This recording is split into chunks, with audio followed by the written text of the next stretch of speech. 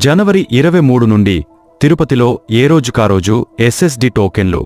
శ్రీవారి దర్శనార్థం వచ్చే భక్తులకు టీటీడీ గతంలో మాదిరిగానే జనవరి 23వ తారీఖు నుండి ఏ రోజుకారోజు ఎస్ఎస్డి టోకెన్లను అందించనుంది.